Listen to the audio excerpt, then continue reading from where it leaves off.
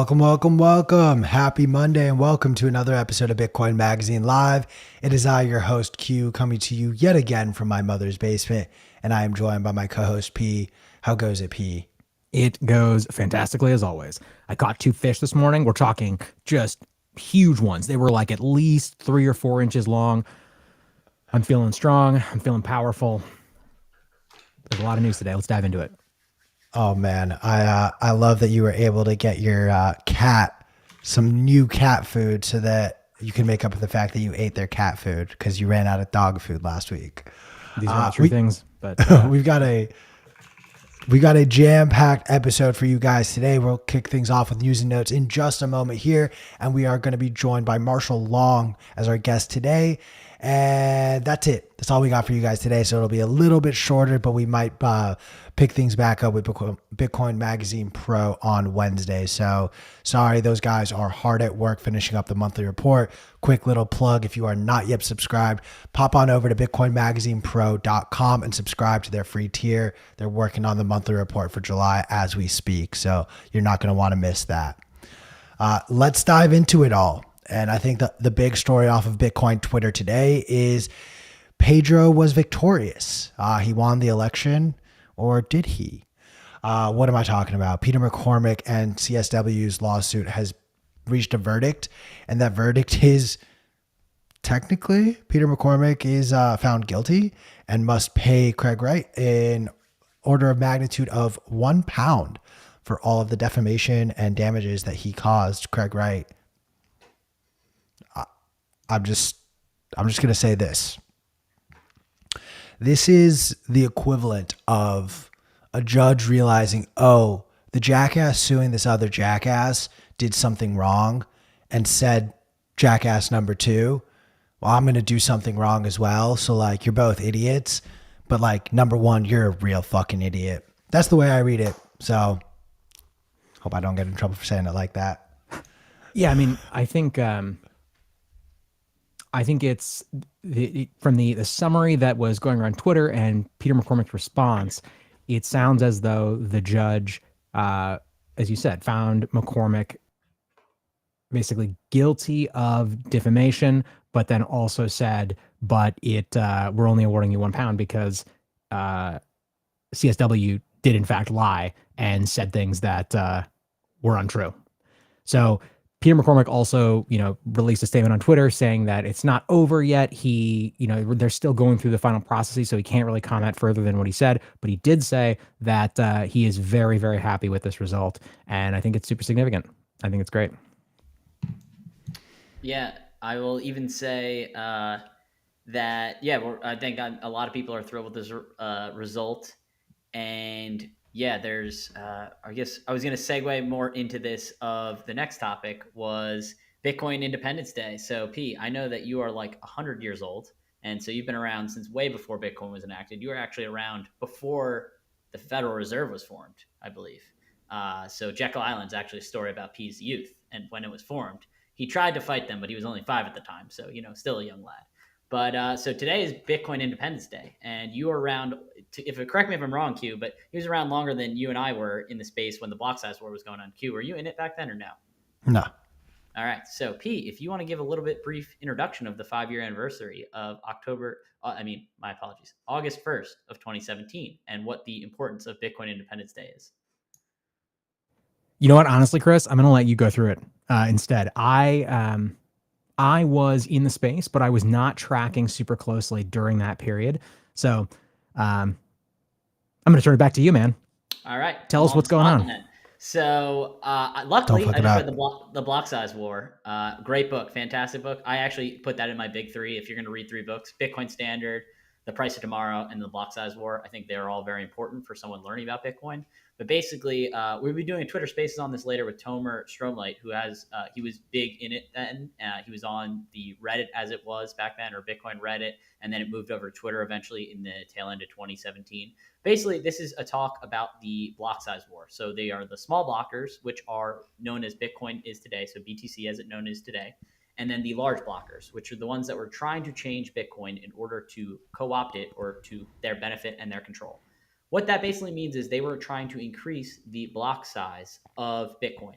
meaning that by doing so, only the companies like the Googles, the Amazons, the Facebooks, those type of companies would be the only ones that could run a full node of the Bitcoin blockchain. Because as you increase the block size or the data byte or the data that goes into every block, you, Q, P, myself could not run a node without basically running a gigantic server warehouse or like Amazon Web Services or like Oracle has or like Microsoft has. You would have to be a large corporation that has a large budget in order to do it. Right now, you can run your own node. I mean, things are going up a little bit in price, but for about $200, $250, you can run a full node of the Bitcoin blockchain. You can do it with an old computer as well, but mainly if you want to get a Raspberry Pi, you could run it the blockchain.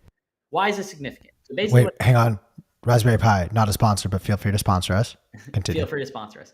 Basically, the importance of this, the small blockers wanted to keep it at a 1 megabyte or 1.5 megabyte with the SegWit upgrade. So that way everyone, the normal plebs, normal people can run a full node and can verify with certainty, with open source code, that this is Bitcoin, this is the blockchain, this is what they're running, and they confirm it. The large blockers wanted to have control, and they said it would never scale.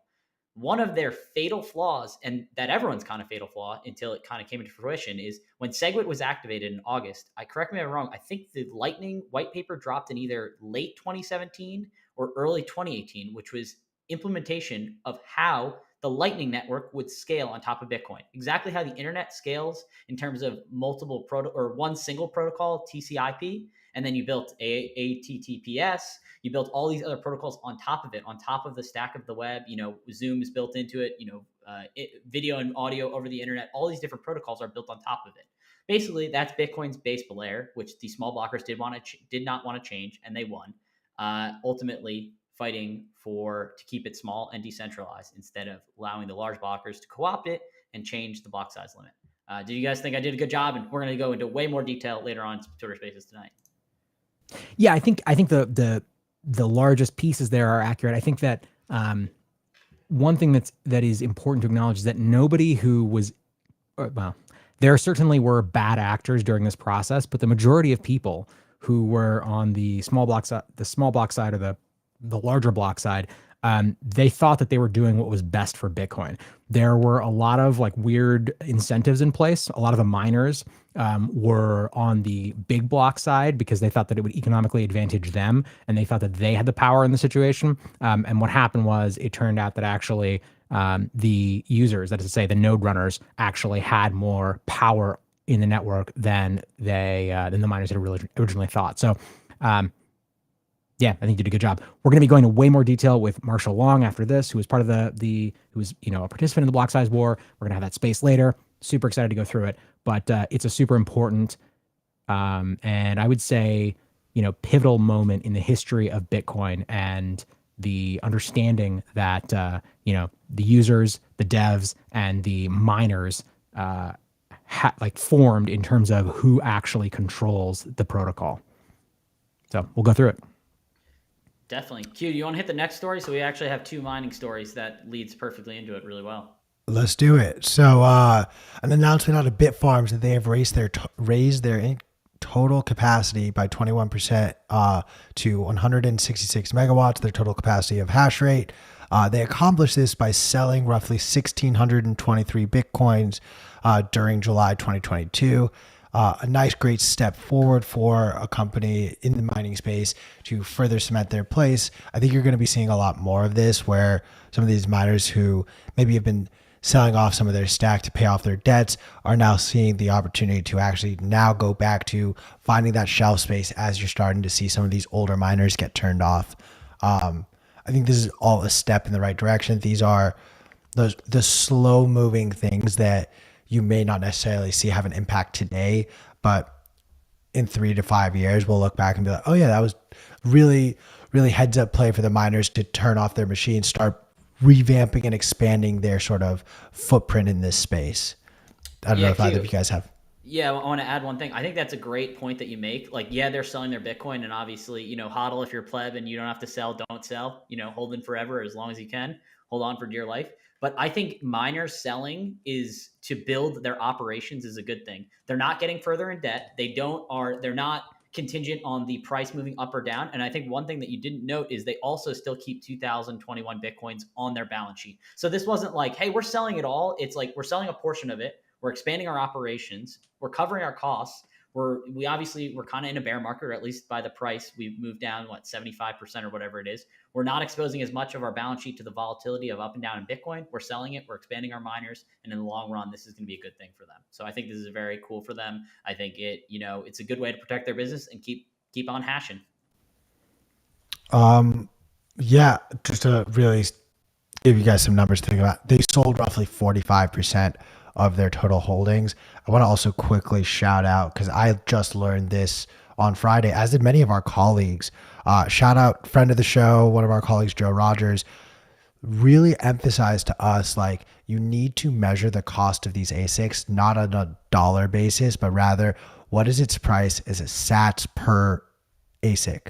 And you will actually find in the current downturn, when people are seeing, oh, it's gotten cheaper to buy an ASIC, let's go. Well, it's actually not cheaper to buy most ASICs if you measure it in sats. So keep that in mind if you are out there as a pleb wanting to have your own operation. Keep an eye on that price movement as well, not just how much an ASIC is going to run you in dollars. Yeah, and also the way that they normally measure ASICs is in dollars, or, like, to your point, Q, chaining it to sats per hash. So that allows that you're normalizing for the cost per hash rate. So obviously, as the technology is getting better, the hash rate's getting better. I think the S19 is 110 terahashes per second. So you divide that number by the cost of the ASIC. And I think flipping it to sats makes a great point. It makes it show the real investment of, are you losing Bitcoin or are you gaining Bitcoin from this purchase? I'd say majority of the time you're losing money by hashing, unless you're getting free power or you have a great operation or whatever it may be. So it's a very, very well, it depends where you live. It depends where you live, though, right? Because, like, some places have much cheaper power than others.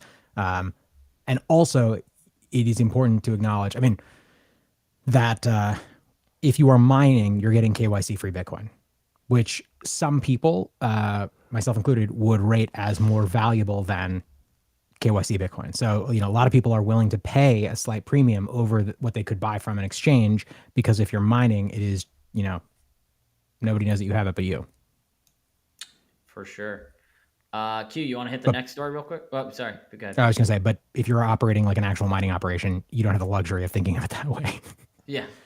So moving on. Blockware Mining opens its flagship Bitcoin mining facility in Paducah, Kentucky.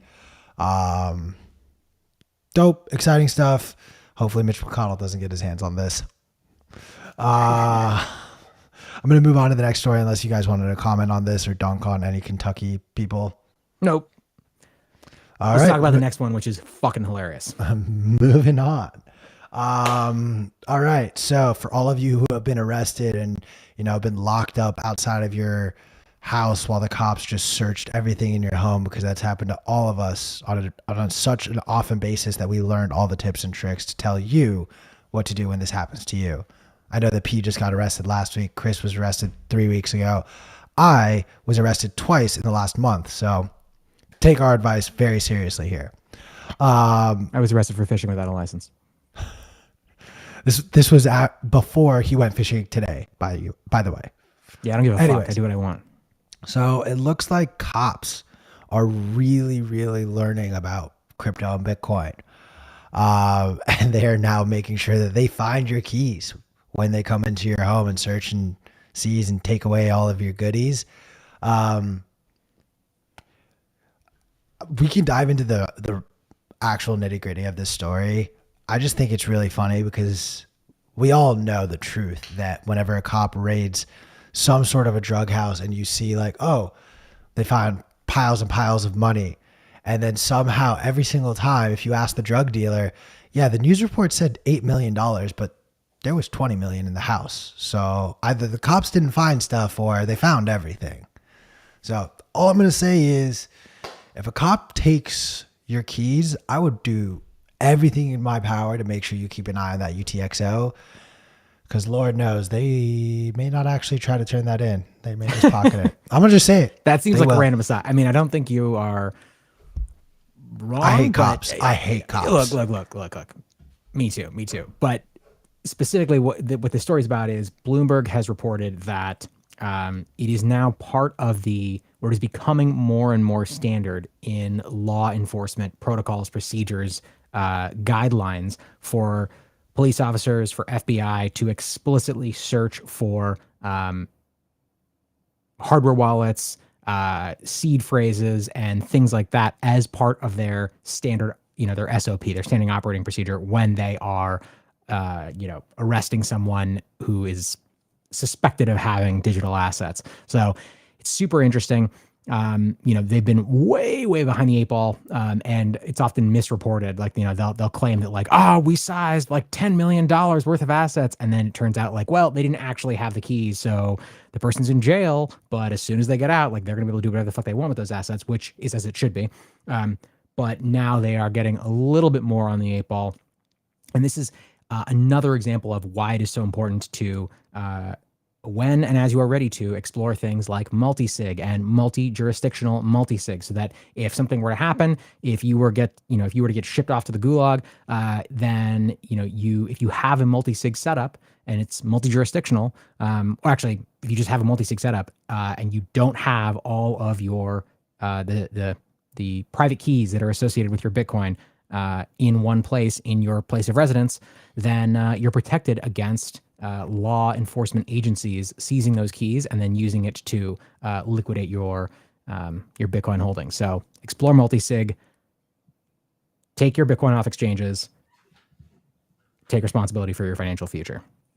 I think that's a good point. And even to P's point, like the multi-jurisdictional arbitrage is important, especially if the two jurisdictions are adversarial to each other. Obviously, you don't want them to be adversarial to you, but like a Russia and the US would be a great example. I know that's, maybe, okay, you don't want to go to Russia. That's a bad example. But maybe like Singapore or Taiwan, maybe not Taiwan either right now. Wait, Whoa. Let me go first. The Taiwan story. Okay, wait, hold on. No, that wasn't the Taiwan story, but go ahead.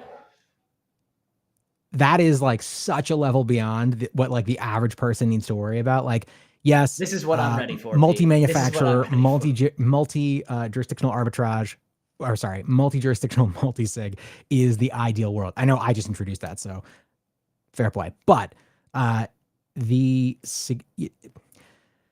personal security and privacy is a spectrum. And people often make the mistake of thinking that unless they go all the way, to the most extreme version of that spectrum, that they are somehow failing. But it's really important to call attention to the fact that any step that you can take along that spectrum is massive progress. So, even if you have a multi-sig setup where all of the hardware devices are manufactured by the same entity and it's, in the same state, you got one one of your private keys, one of your hardware devices at your parents' house, one at your place, and then one in a safety deposit box. Like that is already a massive, massive improvement above just having a, single set of private keys controlling your Bitcoin. So any step you can take is a massive improvement. Having said that, a lot of people lose their Bitcoin trying to do this. So make sure that you go through the guidelines. There's fantastic resources out there that you know how to use the tools, that you fuck around with it. You send a small transaction, send it again, send it back, sign some transactions, and really get comfortable because there are no backsies with Bitcoin. If you fuck it up, you fucked it up. That's it. Let's go to the next story. Yep. The central bank of Japan abandoned its CBDC plans due to lack of interest from the public. If only the rest of central banks around the world would take their cues from this one decision the Japanese central bank has made. Don't listen to anything else they do, just this one thing. So this is interesting because, again, this is also reported by Bloomberg, unless I'm mistaken. But, Japan is, miles ahead of most of the rest of the world in terms of digital payments. If you're using, all the vending machines support, contactless, phone-based payments. And it's been that way for many years now. And so, without going into the details, it sounds that the official justification for them, spending less energy on CBDCs is that a huge percentage of their populace, a massive percentage of all the transactions that are happening in Japan are already happening through digital systems. So one way of looking at that is like, Japan already has what it needs. It already has full visibility into all the transactions that its populace is making, or the majority of them. So what the fuck do they need a CBDC for? Now, there's other advantages as well, but this is not something where they're like, you know what? We voted on this, or we polled our people and they don't care. This is them being like, we don't necessarily need to do this because we already have the full visibility that we would have if we did CBDCs, because everyone is already using digital payments. They're not, like, as I understand it, they're not dropping this completely. They're just putting less effort into it, at least publicly. So who knows what actually comes of this, but they're not doing this out of the goodness of their hearts, is my point. Definitely. You mean a central bank that has almost created their country's currency is making a decision that actually would be net positive for its society unintentionally? Who would have thought? On to the next story. My personal favorite story. Full disclosure, I am literally saying this to pump my bags of TSM, so whatever. Nancy Pelosi will be going to Taiwan because there was such a kerfuddle over the fact that she tried to go to Taiwan. This is saving face. You're just trying to make it look like, oh, this was all intentional and planned. Wait, to sorry. that, Wait, what's happening here? So she basically, without having any justification for it, was using government funds to go to Taiwan, and she was has in a bunch Taiwan. Okay. She was in Taiwan about, I believe now it's 2.5 weeks ago, and 2.5 weeks ago. And Joe Biden had to call her. Joe Biden, not like some member of the White House, not like, oh, someone from her staff. Joe fucking cyborg Biden. meat puppet of the United States. Got it. Yes. Okay. Also known to half the country as the president and the other half as the senile old creepy uncle. Essentially had to call her and be like, yo, stand down. This is a matter of national security. But as this started to like really transpire, and I actually got into this kerfuddle over the weekend where It's kerfuffle, whatever. Like I was at a family function and one of my uncles was like, no, she didn't go to Taiwan. She's going to Taiwan. I'm like, no, see, she's going to Taiwan now because they want to bury the story of the fact that she had already gone there. So that's the way I'm reading this whole situation is they're trying to introduce this Taiwan trip to like confuse people who aren't paying really, really close attention to what's going on. So do you think that's what it is? Or do you think it's basically that like the Taiwanese government was basically like, what the fuck? Because it got so much press. And so then they're like, no, just kidding. She's still coming back. I think there could be a degree of that, but I very much think that there was a growing rumbling of fine, you're insider trading, whatever. Every fucking member of Congress practically does it at this point. It's less about that. And it was more people started to really get upset over this. Why the fuck were you in Taiwan? Why the fuck is my tax dollar sending you to Taiwan to enrich you? That was the thing that started to really pick up a lot more and pick up steam really to the point where this introduction of, oh, Nancy going to Taiwan is approved. It now like feeds this story. And if you're not paying close attention, if you didn't catch that story in the last weeks, you are never going to catch that story. You're just going to, oh yeah, she's to Taiwan. Everyone knew that.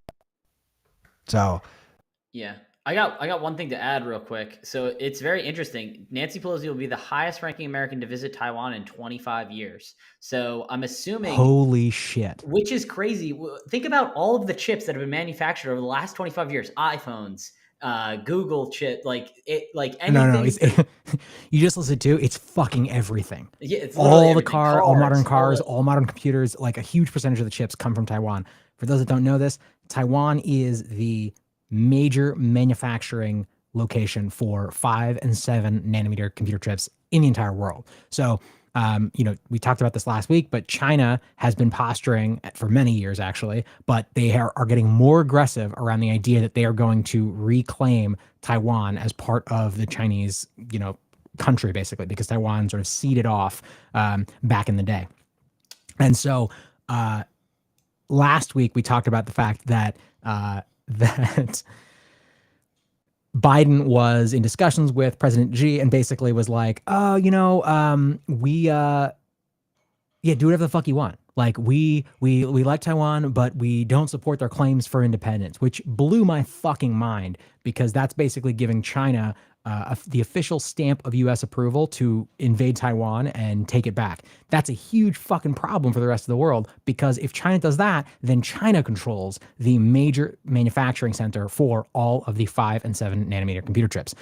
It takes about a decade to build a new chip foundry from start to finish. There has been a lot of effort put into starting to build new chip foundries in the rest of the world, because the rest of the world has become more and more and more concerned that China will be able to just, take all these computer chips. And I don't know if you remember, but like maybe 2 years ago, and we're still seeing this a little bit, but there was a massive computer chip shortage, and it affected like everything, computers, cars. There was a huge slowdown in the production of cars in the automotive industry, because you couldn't get the computer chips that were required in order to run the cars. So there were just like hundreds of thousands of cars just sitting in lots waiting to be, finalized and assembled.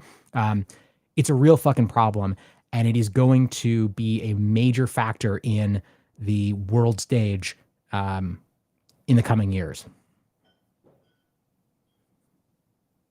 Yeah, no, I agree. It's crazy. So I think Clinton was the last one to visit her in like 97 or 98. So it's been a long time, at least the highest ranking official. So it's really interesting to see what comes of this. Do you guys want to touch the last story, and then we'll get Marshall in here real quick? Let's do it. Let's keep it short. Let's do it. 61% of Americans are living paycheck to paycheck, including 36% of those earning $200K or more. To which I say, go fuck yourself. If you're making $200K living paycheck to paycheck, let's literally trade paychecks for a few months. That's it. You're a fucking idiot. I have nothing productive or kind to say to you if you make $200K a year. No, wait. No, it's not if you make $200K a year. It's if you make $200K a year and somehow you are living paycheck to paycheck. Like, what the fuck are you doing with your life? But fine. But also, if you're living $200K, or if you're making $200K, I have nothing productive to say to you either. What? No, come on. I'm being an asshole. Yeah, for sure. What are the specific stats though from this article? Can we call those up? So, which part? The 61% of Americans live paycheck to paycheck, or the 36% of them that are making $200K or more? There we go. Those two. So 61% of Americans, according to CNBC, are living paycheck to paycheck. That's wild to me. That means that people are, over half of Americans are desperately trying to figure out ways to make ends meet all the time. And that is the real interesting aspect of this story to me. Minimum wage in this country is a joke. With the rising cost of food and basic necessities due to inflation and supply chain shortages, it's becoming more and more and more of a problem.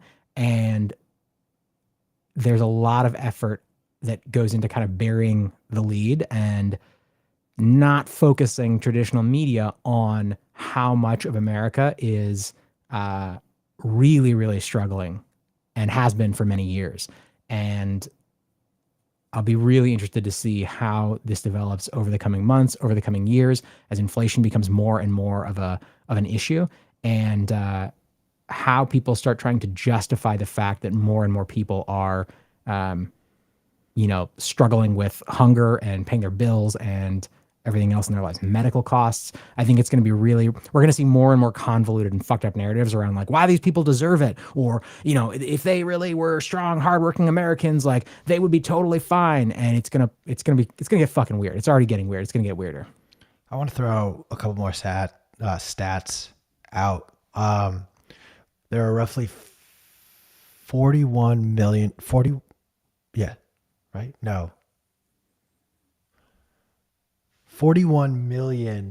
homes that are valued at over $1 million that are empty throughout the country. Sending a signal of these are people's second, third vacation homes. So a lot of wealth being concentrated up above. You also have from this article, 23% of people who are polled for this article say they have no emergency savings at all. 28%, they have just enough to cover 3 months of expenses. And then you have 27% saying they can cover 6 months or more of expenses. Look, somewhere along the way, we as a country lost our ability to think and save for the future, to not just buy into these narratives of, oh, I need this new shiny toy just because it came out because I saw an ad. This is troubling. We've said this before on this show. We are 3 meals away from a revolution, and my heart goes out to the people who are having a hard time putting food on the table for their families.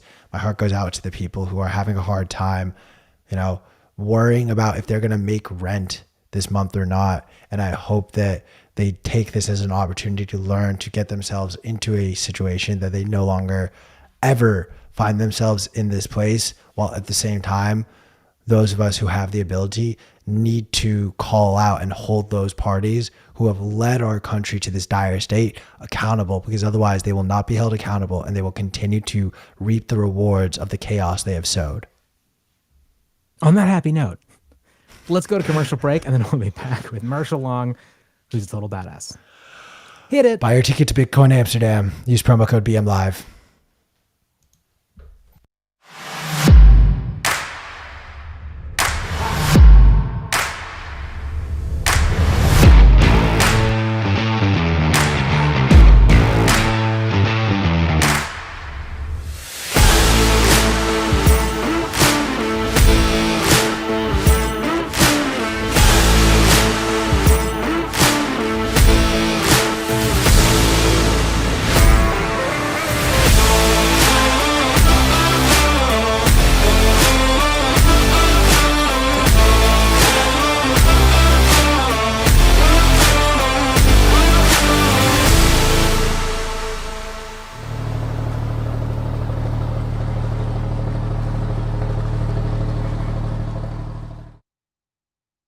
You are listening to Bitcoin Magazine Live.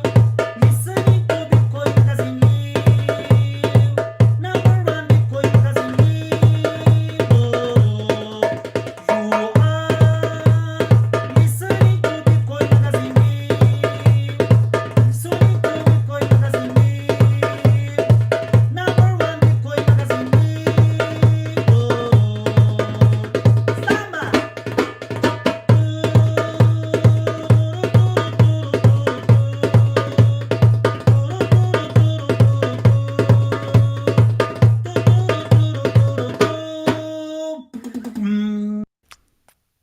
Love that fucking song. Welcome back. Thank you for sticking through those commercial breaks. A quick reminder to please lock in your tickets to Bitcoin Amsterdam. Use promo code BMLive to get 10% off of your tickets. Oof. You know that I'm doing this live, so no outtakes there. P, can you please give our next guest a very well? Can you please introduce our next guest? I'm gonna stop talking. Jesus, Q.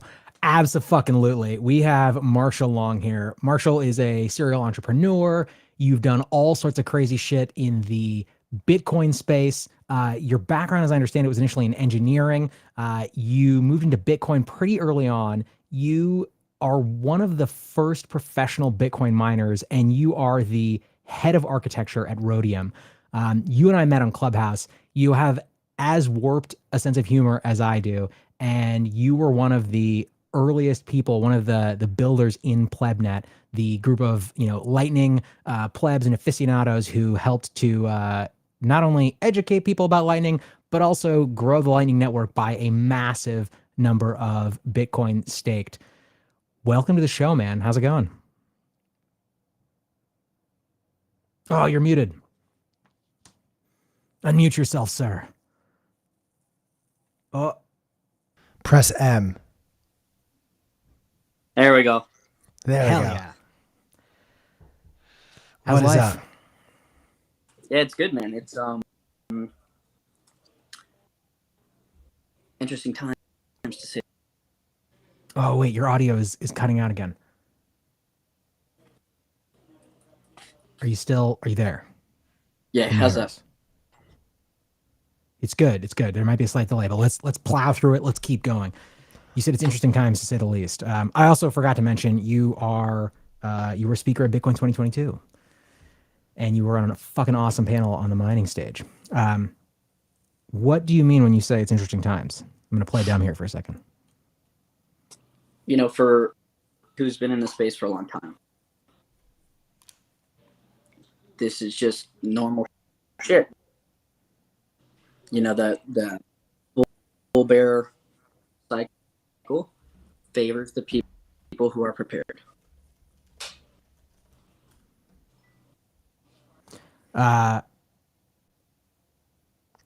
What do you mean when you say prepared? Like, talk to us about what it, in your opinion, means to be prepared in this cycle and what it meant to be prepared in previous cycles. If that's the same, that's the same, or if it was different, please. This is my first full cycle, so I'm the noob here.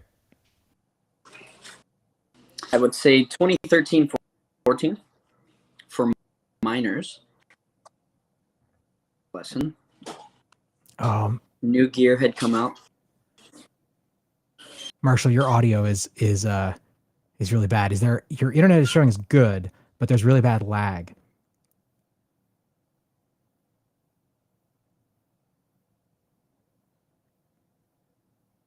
Is there any way you can try finding better internet?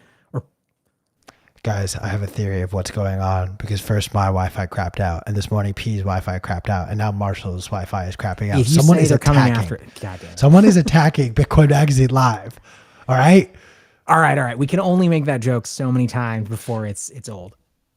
This is the first time I've made this joke, P.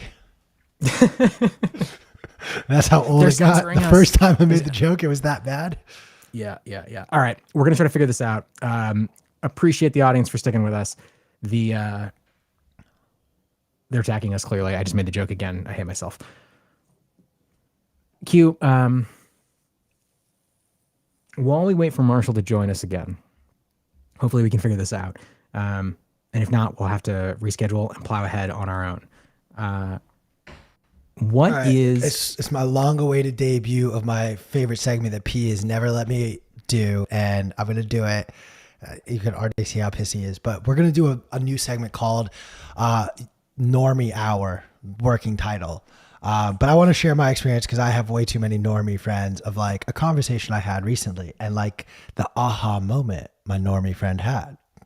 So was driving back from playing pickup basketball with some friends. Wait. You gotta introduce it more. You gotta pitch this segment. What is Normie Hour and why does it sound so Conversations with normies. This is just my experience conversing with a normie about Bitcoin over the weekend. We gotta call it something stronger though. It's gotta be All right, like fine. You work on how the name. about I'm going to like tell the story. NPCs become real people, breaking out of the matrix, freeing your mind and your genitals from central bank control. Those are all better titles than Normie Hour. What is it? Comedians in Coffee? Is that Jerry Seinfeld's like? Yeah, but his comedy dick is like 6 feet long. Like we don't have that level of clout. We can't just be like, I don't think you know how much clout I have. Fair enough. I mean, you were a child star. You can play. Go ahead. Let me continue with the story. Normie Hour with Obama. But watch yourself, counselor. Normie Hour with Obama. So after I absolutely dominated this pickup basketball game, like 4 dunks, 8 3-pointers, like 17 block shots, and 58 rebounds, like MVP of Sunday rec league pickup. We're driving back, and I'm talking to my friends just about Bitcoin, and one of the guys has no knowledge or understanding, just asked me simple questions. And we were kind of talking about like, what's the end goal with all of this? And I'm like, well, see, that's where it gets interesting. Cause when I started buying Bitcoin in 2019, I definitely bought it with this eye on, this is an investment vehicle and eventually I'll cash out. I have strike prices of when I will sell some Bitcoin for USD and I'll be like, oh yeah, I win. But then like, as you spend more time in Bitcoin, you realize, oh yeah, I win. You realize as you go deeper and deeper in this space, like to win is not to have a strike price on your Bitcoin and return to USD, but rather to win would be this idea of, okay, everyone is talking in the chats. Let me be perfectly clear. I scored a fat 0 points. It was so bad that literally no one would guard me. And I was like, all right, this is disrespectful. And I would pull up for wide open jump shots and I still would miss. Like that's how bad I am at basketball. Full disclosure. If no one could pick up the joke that was my 55 rebound domination game.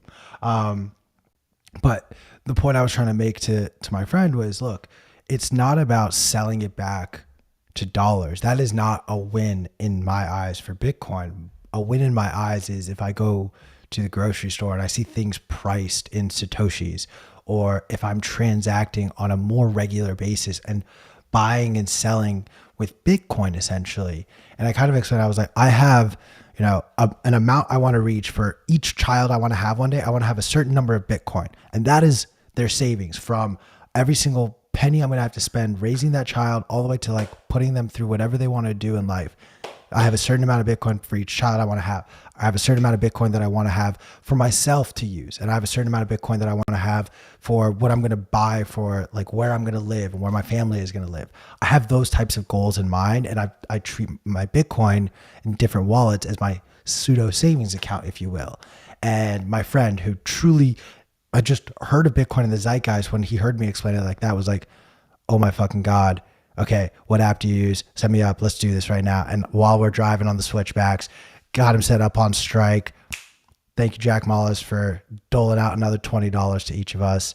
And now P has Bitcoined his hat. That was my nonchalant time with normies. How What was was the point of that? that story? Nonchalant with normies. I don't know. I orange pilled a normie and I was can't hear happy you. about it. You can't hear me anymore? No, it was my end. Sorry. Go ahead. What was the point of that story? I just wanted to share an orange pilling story with a normie. I do like this QAnon hour, to be honest with you. I think that might be a thing we're gonna steal. Sorry, Quinn, or whoever put that in. Yeah, Quinn. Thank you for that suggestion. That is definitely going to be the name of the segment now. QAnon hour. One thing that I have found really interesting is interacting with people who are like, boomers who, like my lady's family, who don't really understand Bitcoin or know what it is. And talking to them, they're like, oh my God, like you must be really hurting. Like, Bitcoin price is down. Like, I mean, like, what do you guys, like, it must be horrible. And I'm like, oh, that's so interesting. Like the price is not, I mean, yes, no one likes to see their fucking net worth get, halved or, 2/3 reduced or whatever. But I'm like, that's not even the most interesting part about Bitcoin. There are so many other aspects of it that are so much more compelling. And start telling them about, what's happening in El Salvador, what's happening in the Central African Republic before they started shitcoining, and all these other places around the world. And like, freedom fighters who are using Bitcoin as a way to escape oppression. And it just blows their fucking minds.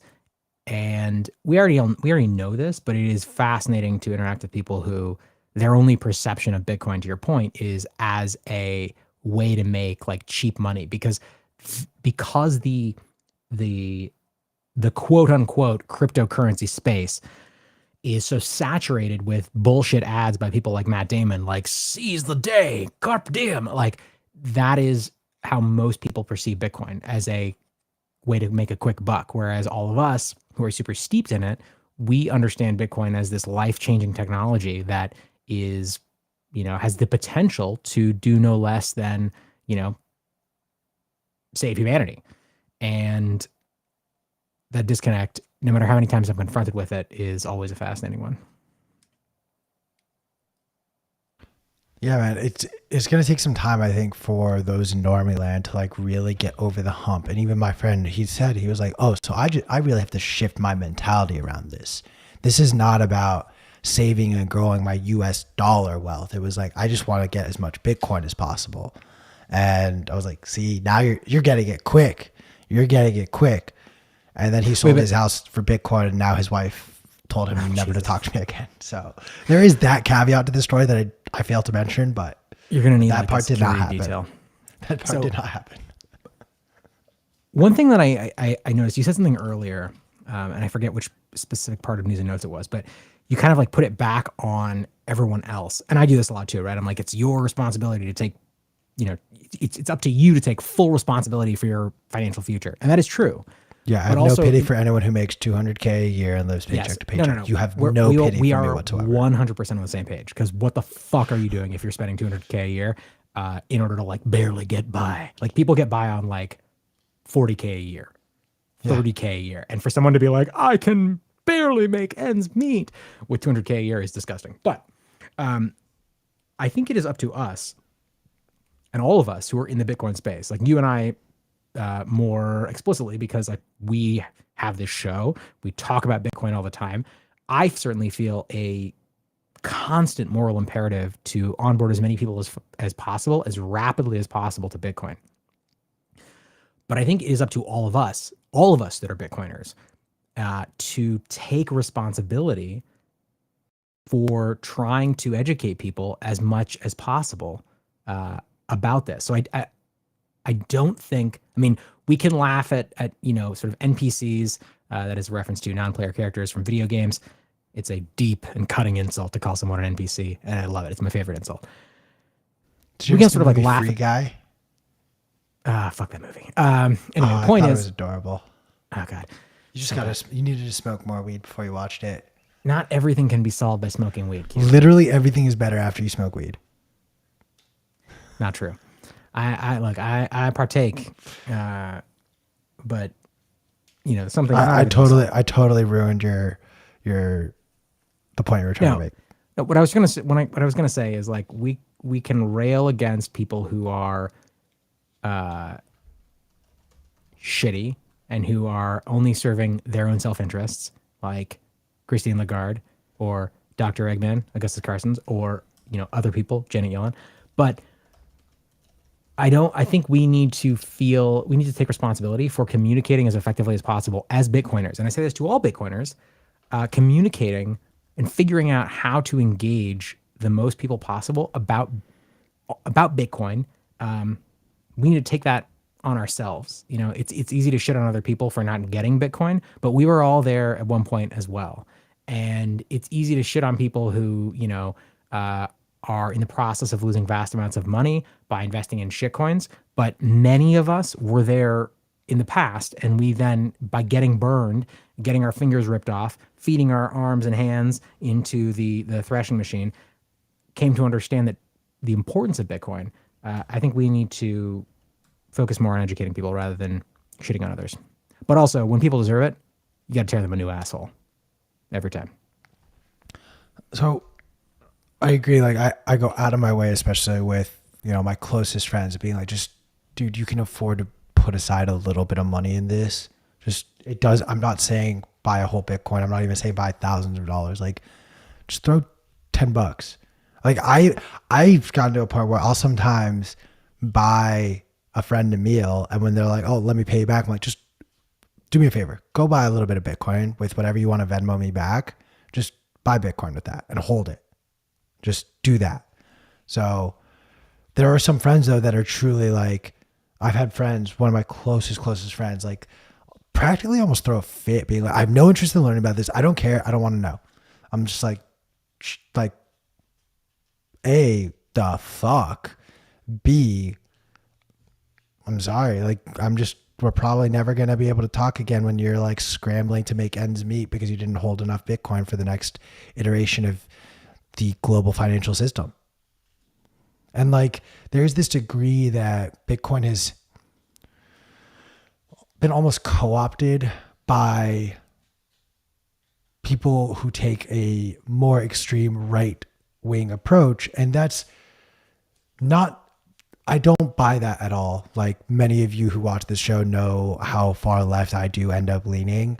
And I think that it being Bitcoin gets very confused, and Bitcoin is not political. It wasn't designed for one party or the other. And you have a lot of people using it to their advantage and confusing people who don't agree with them. And we're starting to see this polarization of Bitcoin, and it's frankly disappointing. It's almost like, oh, well, I believe in, if I'm a liberal or if I'm a Democrat and I believe in climate change, I therefore must hate anything that any non-Democrat says. And therefore, if Ted Cruz says Bitcoin, I must then hate it. Mind you, I despise Ted Cruz. I think he's a grifter amongst all grifters. He is the worst of the worst. But I also recognize, like, he may be saying things about Bitcoin and may be doing certain things, but I don't buy it. I think he's just doing it for votes. And I don't think that Ted Cruz is a net positive for the space, but I do think it draws attention to it. Another question we have to sometimes ask ourselves is this the right attention? I will always err on the side of all publicity is good publicity. It starts the conversation. If 100 people in the room hear Bitcoin and they all hear some bullshit narrative of ESG, Bitcoin's bad for the environment, fine. 100 people just heard about Bitcoin in a very bad light. But I promise you, there will be some people who are curious who will do the work. Shout out a recent guest of the show, someone that I consider a friend of ours, Troy Cross, doing exactly that, like debunking all the bullshit that the left tries to push forward while he himself doesn't agree with many of the things the right says either. We need more of that. We need less of this polarization of Bitcoin and more honest. And that's where it comes down to, like real honest conversations about Bitcoin and what it can do. And you have to ask yourself, who are these people talking and what incentive do they have for Bitcoin to succeed or Bitcoin to fail? Like every fucking multimillionaire, fiat multimillionaire will not and cannot afford for Bitcoin to be as successful as we want it to be, because they have built their wealth and life off of the fiat system, and they have grown their wealth in this fiat system that they have learned to manipulate and use to their advantage. Bitcoin's for the people, and it should be for the people. And I think on the tail end of the Tesla stuff from a few weeks ago, honestly, sell it.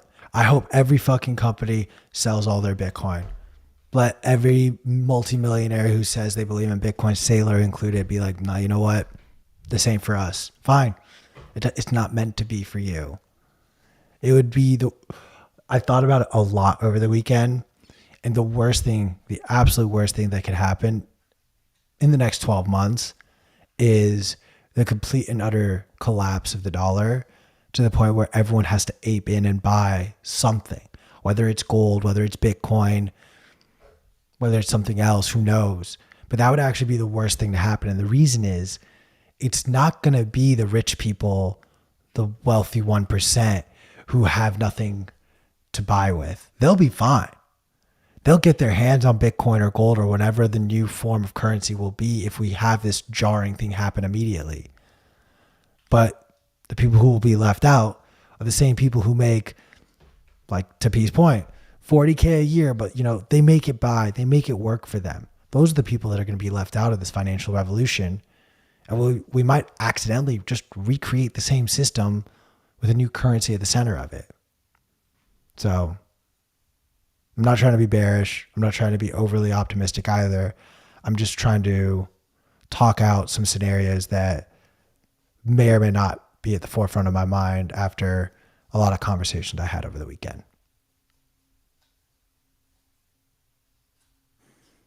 It sounds like you had a fuck ton of conversations. All I do is talk. Literally all I can see do that. is talk. Me too. And then someone decided to pay me money, put a microphone and camera in front of my face, and let me talk to all of you. Whoever did that terrible mistake. No, come on. Are you fucking kidding me? So unfortunately, Marshall Long, who was our original guest, is having internet issues. It's been happening a lot lately. I blame inflation and Jerome Powell and the United States government.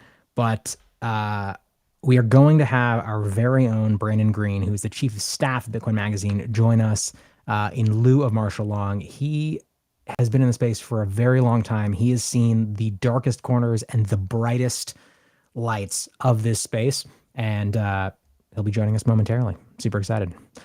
What else should we talk about in the meantime?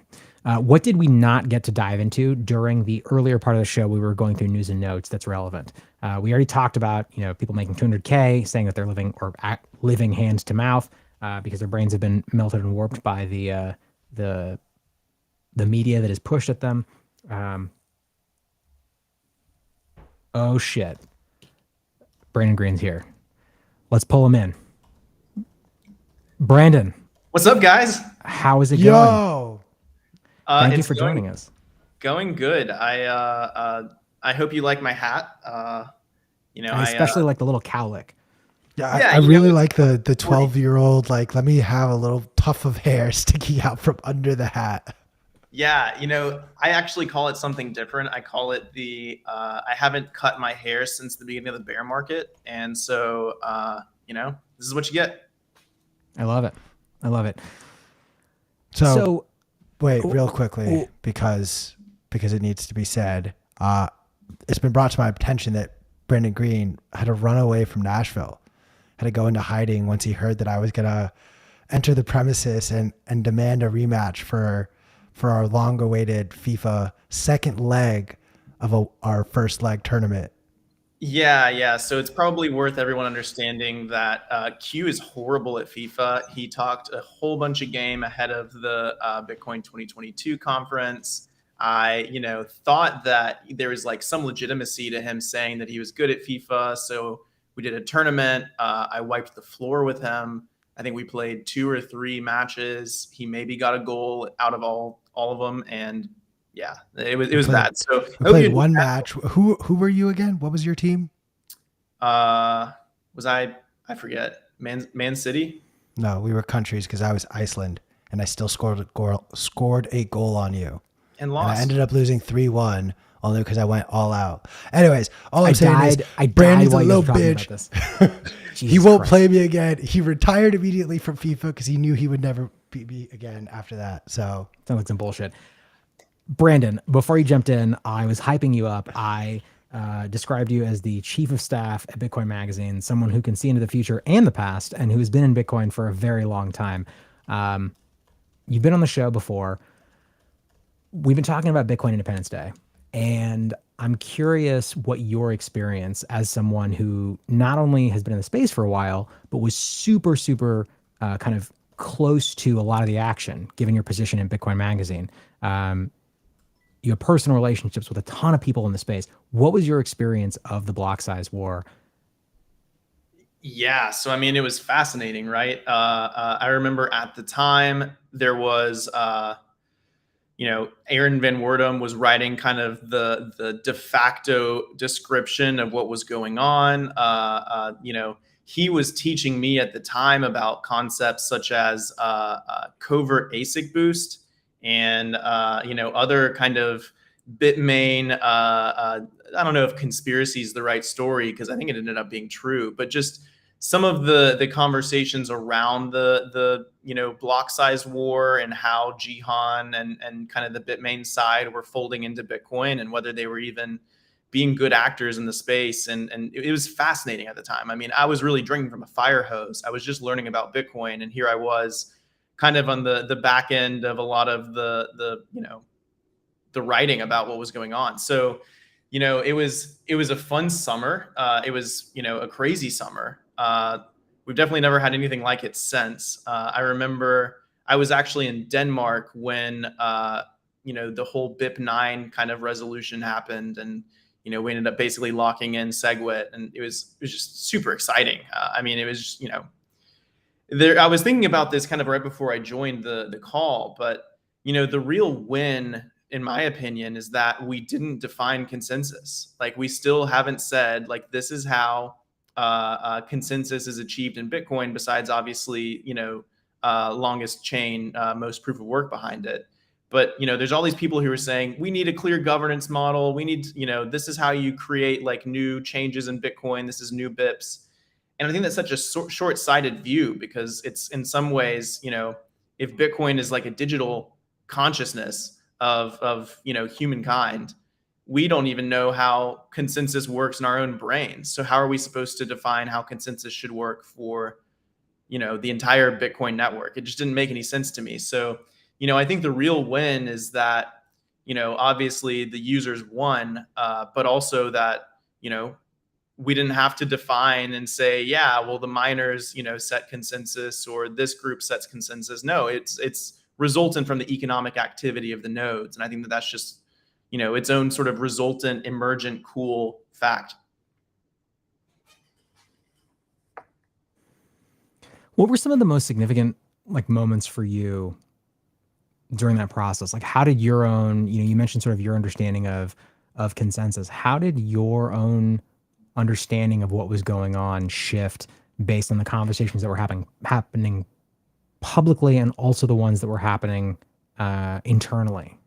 Like, did the, if you're comfortable talking about it, like, how did the the understanding of the situation from Bitcoin Magazine's perspective shift during that period, because there was so much going on. I mean, like grown men were like crying. It really felt like, again, I was very peripheral at this point. I didn't really understand the true power of Bitcoin at that time. I was just sort of a spectator. But I remember like on Twitter, like, I mean, people were losing their minds. Mm-hmm. Yeah, I mean, so I'm just thinking back to kind of when it happened. There's, I was learning at the time. I was basically an intern starting out in the summer of 2017. And so I went from intern to, full-time employee while kind of being, an intern-like character with all of it. So hearing the conversations, not having enough context on everything at the time. So I feel like I have a very odd memory of all of this. But so for instance, I remember early in that summer, everyone was talking about how, the blocks were starting to get filled and like the transaction fees were really starting to get high. And, what are we going to do about this? And, I remember early on, I was like, man, it sounds like, a bigger block would solve this. Right. And I had to learn, like, we're not talking about solving this problem for tomorrow. We're talking about creating a system that can work indefinitely in kind of the ways that we stipulated. And so, Tyler, our CTO, kind of sat me down and taught me about SegWit and how it worked, and the way that the mechanism was locking it in at the time, and just the kind of, I think we were sitting at a 75-ish% signaling for SegWit. And we had been there for months at that point. I mean, it felt like it was never going to happen, right? And so it was that summer then that at Consensus, there was this sort of, whatever you want to call it. I think we call it the New York Agreement now, but it was this agreement where the miners and some of the big exchange companies and the CEOs all came together and had this handshake deal that said, you know what, we will implement SegWit, Bitmain specifically will signal for it. And at the same time, there will be a 2x increase in the block size. So it was, known kind of colloquially as SegWit 2x. Well, that absolutely set off a firestorm. And what was really cool is that this character emerged through some, posts, some writings on Bitcoin Magazine, especially, again, Aaron Van Worden did a great job documenting all this. A guy named Shaolin Fry, who basically became, I think, one of the most unsung heroes of Bitcoin. I mean, Shaolin Fry, I don't know if that, pseudonym is even still used anywhere, but basically kind of wrote the playbook for for SegWit, where you could have a user activated soft fork. And then you obviously had like Samson creating the hats. You had sort of the movement start building up. And yeah, within a matter of months of this New York agreement being signed, you had the UASF like officially, kick off, it felt like. And it, it didn't take that long for SegWit to get implemented after that. I remember then later that, I guess, early fall, sometime around, was it mid-August, late August, or mid-September, when SegWit 2x was supposed to fork off, and old Jeff Garzik had miscoded the block. That's why he's known as off by one Garzik, because the SegWit 2x never launched because he misprogrammed which block it was supposed to launch in. So never got off the ground. You ended up having, the classic Bitcoin Cash fork from Bitcoin, which created its own planned obsolescence because they legitimized the idea that you hard fork from Bitcoin. And so then the next time there was a disagreement, there was a hard fork from Bitcoin Cash, and then there's been more hard forks ever since. And so it's like, that was already dead on arrival. And yeah, I mean, Bitcoin has just continued to grow since then. I mean, it's been amazing. So moving away from the kind of block size war, what else? The question I like asking all of our guests, and thank you for joining last minute, Brandon. What are some of the other things that you see happening in the space right now that are really exciting to you, whether technological, from a policy perspective? what are you excited about at this point in this bear market? Yeah, so I mean, I think that there's a few different narratives that are starting to form that are interesting, right? And so one is about like how does Bitcoin maximalism actually defined? And I think that Pete Rizzo is doing a good job really trying to document and kind of codify what Bitcoin maximalism does and doesn't mean, and how broad of a topic it is. And so, we've seen the classic. I mean, at this point, it's just classic. Like, the bear market comes, we all start fighting with each other, and we all start blaming each other for why Bitcoin's price is down. And so you kind of got this coming to a head with Carter, and him turning in his maximalism card, right? Whatever. We don't have to go rehash the whole thing. But I think that the question that resulted from it is like, what are the actual fundamental points that everyone is disagreeing on, or that the Bitcoin community still isn't sure about? And I think one of those that is continuing to get kind of discussed is, what does Bitcoin look like in terms of a tech stack in hyper Bitcoinization? Is there one consensus rail that it trades on, which is the Bitcoin chain? Are there multiple rails, which is the multi-chain? This is kind of what Carter was talking about. It's also what, Eric Wall and Udi and some of the other guys talk about. Like, does Bitcoin trade on all of these different rails? Or does it, just trade on the Bitcoin rails? And, what are the trade-offs of that? Is that good for Bitcoin in long term? Do we need a network effect that's splintered like that? Or do we need to kind of coalesce around a specific chain? And so, that's something that I don't think we've really clearly seen like the answer to yet, right? Like, everyone's kind of using their first principles and arriving at conclusions, but it's not like that's been, there's no falsifiable set where you can say, all right, this failed, therefore we can move on from this conversation. Like, it's still outstanding. And I think more people need to prod themselves about, like, what does Bitcoin look like in the future?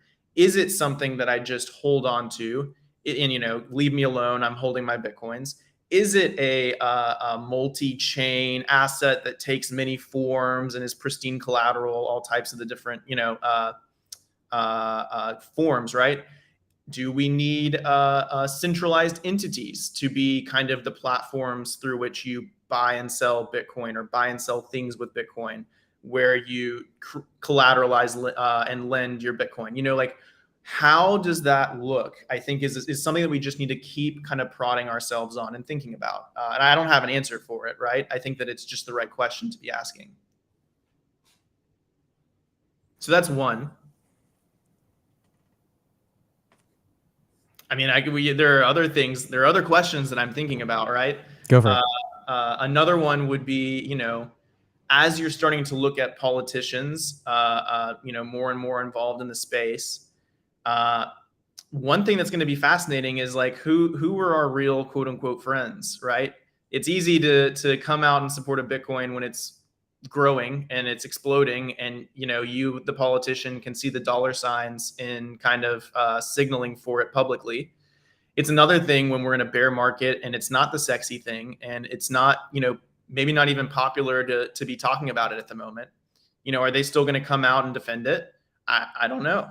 My gut says probably not. I think that maybe you have Lummis. Maybe there's a couple other ones who like actually care about Bitcoin, but I would say for the most part, they're just there to get more votes and figure out how to, co-opt our movement. So I think that's going to be another interesting thread. And then, the biggest thing that I'm paying attention to specifically for Bitcoin is the resolution of basically the macroeconomic crisis we've thrown ourselves into. And this is something that I was talking about a little while ago on the Twitter space, but you have a scenario right now where the EU is teetering on, dissolving. I mean, there's no other way to kind of play it. You've got really two factions. You have the pigs countries, Portugal, Italy, Greece, and Spain. Ireland sometimes is thrown in there. they are all relatively importers, right? Like they import more than they export. They are high in debt a lot of times. These are the countries that basically got bailed out by Super Mario Draghi after the great financial crisis in '08. And if he hadn't done that, it looked like the EU could have toppled then, right? And what ended up happening is that the European Central Bank said, all right, we'll just buy the debt from all of these Southern European countries and basically become a backstop. Well, they've continued to do that. The ECB is standing up kind of this Southern countries of the EU. And that's fine because the EU was a net exporter. And so because of that, you still had like demand for the currency coming from abroad. Well, with the whole Russia gas crisis, where Germany and other countries got cut off from Russian gas, their costs for energy crept up so much that it actually erased their net exports. So now Germany even and all these other countries are now net importers as well, which has caused demand for the euro to cave. You saw euro hit parity with dollar earlier. And so you're actually looking at a scenario where like the euro is itself weakening. Well, the problem with the ECB is that it has only really one mandate, which is to maintain the stability of the euro. It's not to protect the entire EU and prevent it from dissolving. And so there's this starting to form this like perverse incentives where if they're going to protect the euro, that means raising rates. But if they raise rates and they stop purchasing, debt of Southern countries, which would protect the value of the euro, right? By doing that, you raise rates, you stop printing money, then you run into a scenario where no one's buying pigs nations' debt, and at that point they default on their debt. And so if pigs nations default on their debt, again, this is Portugal, Italy, Greece, and Spain, you're running into a problem where like they need to redenominate in their own currency so that they can actually, print their way, inflate their way out of it. That's kind of their only choice. And so that's like starting to happen. I mean, the ECB actually raised rates 25 basis points last week. And, at the same time, you saw Super Mario's step down as the prime minister of Italy. So, I mean, you're seeing some of the machinations of this happen right now. This is very important to pay attention to. The alternative would be if the northern countries, you got like, kind of Scandinavia plus Germany, which have been the economic powerhouse. And I'll explain why kind of all this matters with Bitcoin, right? But you have the economic powerhouse that have been these net exporters that are seeing the inflation in the system. And they're saying, wow, okay, we don't want to keep printing all this money. We need to tighten up so that like we don't all see this rampant inflation to prop up the pigs nations, right? And so if the inflation isn't curbed, if the spending by the government isn't stopped, then the northern countries will all elect their own populist leaders, similar to how the UK Brexited. And you will see like Germany and like some of these northern countries exit the EU on the other end, right? So the reason why this is interesting to me for Bitcoin is because there's not a lot of solutions for Europe. And if that happens, then you're going to see huge amounts of currencies basically being minted and printed overnight. A lot of people are not going to like go back to that system of, redenominating their debts on a new currency that's also backed by nothing, right? These currencies need to be derived from something. And so Bitcoin is a huge answer for that. If that doesn't happen, the only alternative is for someone like the US to step in and basically do yield curve control of the EU. That is not our mandate, I can tell you that. And it's going to cause us to start printing, even more money than we imagined printing for COVID, if we're having to prop up the entire EU with our Federal Reserve. And Wait, so, what would that look like? What do you mean when you say yield curve control of the EU? basically, the idea is that, okay, let me back up. What is yield curve control? Yield curve control is basically your attempt at kind of controlling the interest rates on a bond. And by doing that, you're actually putting that bond's payout below what the inflation rate is. So anyone who's purchasing bonds is like, all right, well then I don't want, or anyone who's holding bonds, I don't want to hold this bond. I'm losing money in real terms, right? And so then they sell it. Well, if you sell bonds, then you need a buyer. And so if no one's buying, then the rates start raising, and that causes the debt to be higher. And so what the EU does usually is they go in and backstop it, and they say, all right, we will just buy all bonds at this price level and basically control the yield curve, control the yield on it, right? And so they can't do that anymore because they printed too much money and there's inflation and all this kind of stuff, right? And so the only person who could really be in a position to do anything about it is Powell and the Fed.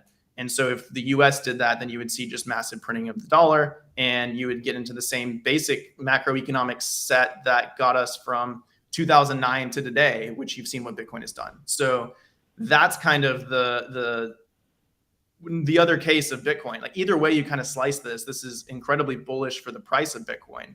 It's just, it kind of comes at the expense of stability in somewhere like Europe.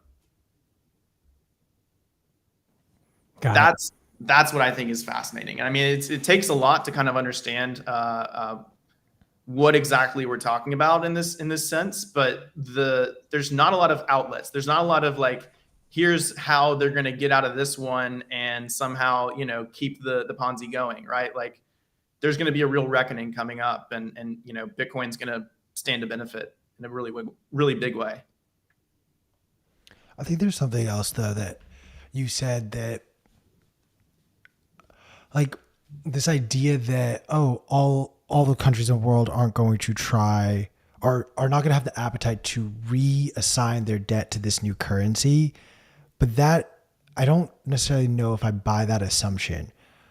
We've seen them, especially over the course of the last 50 years, specifically want to use these sort of currencies that let them manipulate and play around with sort of the debt levels. Do you not think it's just as feasible for, in the same vein of, hey, the euro is going to go be done with, and each of these countries are going to have their own currency, and they're going to sort of revamp, for, in the same vein of, hey, the euro is going to go be done with, and each of these countries are going to have their own currency, and they're going to sort of revamp for. That was trippy. You heard that too, right? Yeah. Okay, cool. I just thought I was having a stroke for a second. I was like, all right, so this is how I go. What I'm trying to say in a very long way, why do you think that they won't have the appetite to just recreate the same system that we have, except this time instead of Germany, France, enter whatever other European countries, etc., that I can't for whatever reason think of at 11 o'clock in the morning on a Monday? Why wouldn't they want to? Okay, so you're saying we can have the same system where we can manipulate and control the money, but instead of giving it over to the hands of this one centralized leader that now has to account for all of these other countries in Europe, we can just do that for ourselves and prioritize ourselves, which we haven't been able to do for like 2.5 decades now. Yeah. I mean, so you're making the populist case for why this would happen in the first place. Yeah, everyone wants to, from a country standpoint, redenominate their debt in their own currency. The thing is, you as a resident, say, of Greece, are going to wake up one morning and Greece is going to say, all right, turn in all of your euros for the Greek, whatever the currency is there that they're going to create. God help us. We'll just call it the Greek dollar. And the exchange rate's going to be 1-to-1. And so turn in your euros and we'll give you 1 Greek dollar in return. And we're going to redenominate all our debts here, and we're going to print the absolute living heck out of it in order to be able to pay off all of our debts. Are you going to just say, yeah, okay, like take my money, here we go. Like, let's see what happens with this new shaky currency that has like minimum economic backing. Or are you as a citizen going to be like, all right, I need to be storing my value in something that's a little bit more stable than this brand new currency that they're printing bukus of in order to just get themselves out of debt? That's the scenario we're talking about. Sure, the countries are going to love it, but it doesn't mean that this currency is actually going to be valuable. And it doesn't mean these people who up until now had been relatively financially stable are going to just waltz right into this new system happily. I think though, like I agree with you and I want to see that world where people are just going to opt out, but unfortunately the masses will just do what they're told. And the masses will go to the easiest route. And what's probably far more likely, rather than even printing, like the literal act of printing, I don't think we will ever see again. I genuinely think what we'll see is like, oh hey, you have an account that's linked to the Bank of Greece.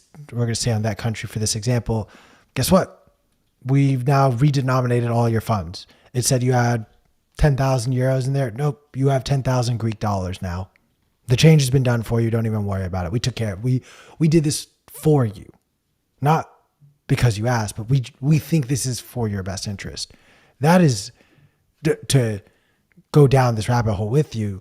That is what I think is far more likely, which is far more troubling because the average person is just going to kind of be like, okay, cool. I'll move on with my life. You're making, in essence, the user experience of this transition so simple. Okay, I can still go to my same bank. Oh, we're not going to use cash flow. It's all going to be digital transactions. Focus on your cards. Okay, cool.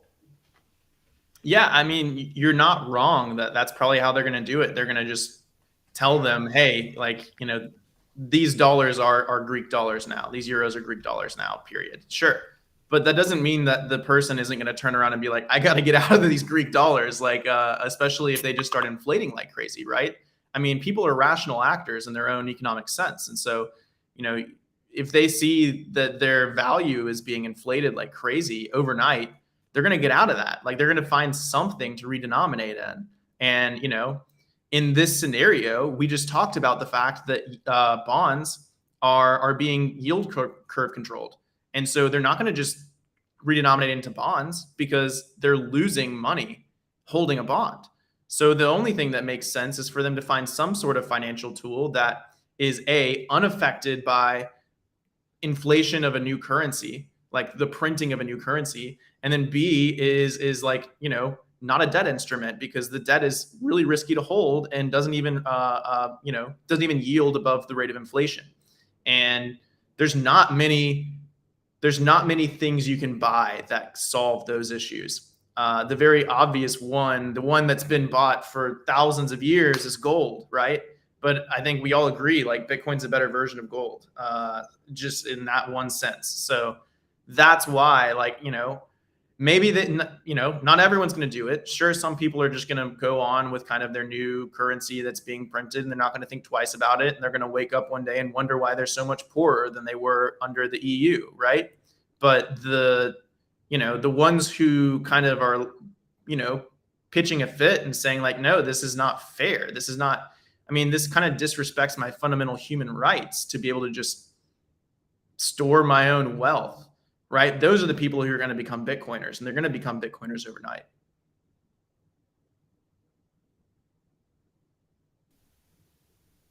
Perhaps. So Europe is slowly collapsing and failing. We're bearing witness to the slow and steady demise of the dollar. We talked at the very beginning of today about Japan actually making surprisingly a right decision by their central bank specifically, and nixing a CBDC. I want to get your sense, what your sentiment is around the introduction of CBDCs. Do you think that is going to be a part of this sort of new iteration of fiat, if you will? Well, definitely. Every central bank wants the ability to control their, citizens even further than they could before, right? Like, this is not a very controversial statement to say that every country eventually is going to create a CBDC of some sort. Sure, the Bank of Japan said we're not going to do it right now. They cited the fact that, like, their people actually, dissented against it, which is, good for them. Like, that's awesome. But, you're delaying the inevitable, in my opinion. You've got too much interest in the, central bankers of the world being able to influence consumer spending. Say, we think you're bad for our society we're freezing your funds, or your economic acts are not helping our GDP. We need you to stop. Yeah, I muted my Slack. Sorry, guys. I know it's been pinging. We need you guys to start spending your money. So every couple of minutes or every couple of days, we're gonna take away 1/10 of your money that you're holding in there, right? And so it's just there's so much control that it offers. It gives them complete insight and like ability to see who's spending money on what and what consumer behavior is and all this kind of stuff. They're just going to use it. Like, it's just a matter of when. It's terrifying for people who love human rights and freedom, but that's going to be the battle of the future. Is just like Bitcoin versus your CBDC, and I'd like to be optimistic and think that there are still some institutions out there who care more about like the human condition than their own power. But I think that those institutions are few and far between nowadays.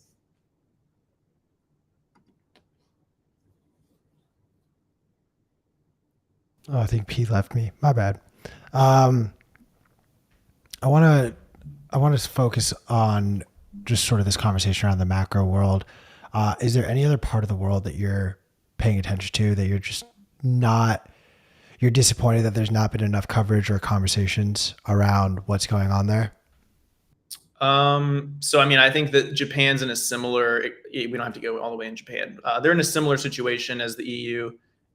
They've got real issues they've been quantitative easing for 30, 40 years. They don't have a lot of things to throw at this problem that they're having, and the Japanese yen is collapsing against the dollar as well. So they're in a spot where we'd probably soon, like Powell would have to basically do the same thing for Japan that I was saying he's going to have to do for Europe, which is again more money printing, which will cause Bitcoin's price to increase again. So, but we don't have to get into all that. Another thing that I think is an interesting trend and something that like everyone should be concerned about is the less economically stable countries that are seeing real inflation hit, and especially inflation in food prices. I mean, this is kind of like a depressing conversation, so we don't really have to have it. But, the money printing that we've done, the instability we've introduced into the system in order to, smooth over a 2-year economic shock to the system that was the COVID, lockdowns, it is going to disproportionately affect the people at the bottom of the Cantillon curve. And that means, people living in countries who are disconnected from the financial system are going to be the absolute first people to get hit. And you saw it obviously in Sri Lanka. You're seeing it in a few other countries that are starting to get some real, movements and protests forming. You're seeing it in like food inflation, even in Mexico. I saw earlier today, like Mexico is starting to see huge amounts of inflation. And, all of these areas that are just less politically, socially stable than somewhere like Japan, the US, or the EU, you'll see something akin to the Arab Spring 2.0. I mean, it goes without saying, like in Libya, during the Arab Spring, when they were, toppling Gaddafi, they were chanting bread, brotherhood, and God. But it was always bread first, because at the core of what they were upset about, in the core of why every human in existence revolts against their government, is because they can't feed their family. And so it's just the instability that we're causing is just unprecedented. I have no clue how it's going to play out, but it's definitely something that I'm keeping an eye on. These are trying times indeed, my friend. I love that you bring up bread. I've been a big proponent that wheat and just the lack of access to bread and food will be the downfall of our modern civilization. Yes, Chris, I am a wheat maximalist. We've discussed this. You can shame me for it all you want, but I made a lot of money off of this trade, and that is not the right reason to be pro. Damn it, P's back. Fuck. Okay, I gotta be here. I've been here the whole time, motherfucker. Brandon, I'm curious, as the person who is basically owning the programming for Bitcoin Amsterdam, like I'm wondering if any of the themes that you're talking about are going to show up in the programming for Bitcoin Amsterdam, and if so, how you're thinking about that. Yeah, so some of this we're definitely going to have like a very good European macro focused conversation. A lot of the themes that we're looking at right now are more. I mean, there's some that are definitely kind of going to bleed over, but something like the proof of work ban that the EU tried to do, the travel rule, the privacy regulations, where like any transaction over $1,000 or $800 or whatever it was, like has to be fully KYC'd. Like those are all things that I think we're really going to be leaning into, because I mean, talk about draconian measures, banning proof of work in the EU, like. How did that almost get to the point of getting passed? That's just fucking insane. Wild. It's insane. And shout out to Patrick Hansen, who basically was like, I don't know, one of the sole champions of our space that I saw anyway, who was fighting back about this proof of work ban and succeeded, and it was awesome. And we had some MPs who like got it, who understood why a stable load on the energy grid might be a good thing, right? Like maybe there's use in that as we're trying to transition into clean energy, that you can just kind of deploy energy consumption that you can monetize and use to cheapen, new renewable resource development. Who knows, right? Like just might make sense. But yeah, I mean, that's going to be a huge conversation there. And it's going to be a huge conversation moving forward as we just talk about like what society is even for. I mean, if you wanted to get real meta, I think that the biggest challenge facing the first world is, what do we even want to accomplish as a species? I don't think we have any goals anymore. Like, what are we working towards? Do you guys know? Like, what's your take? What do you think humanity is working towards as of today? Oof, that is a great question, and I think everybody will give. I think it is sad how different the answers we would get from large sections of the population. I mean, that's to be expected, because obviously people are not. Thank God, we're not a homogenous entity. But answer the question, P. Yeah, sure. But you have to answer first, and then I'll give my answer. All right. Also, go fuck yourself. I would. My personal answer is that we should be working towards the continued success and improvement and expansion of humans. We live in a cold universe. And it is a miracle, and I don't mean that. I personally am not a religious person. I think it's even more amazing, from my perspective, that what we are developed through random chance. It's my own perspective. Not everyone shares that. There are probably other sentient species out in the universe, but as far as I know, we have not contacted them or had contact from them.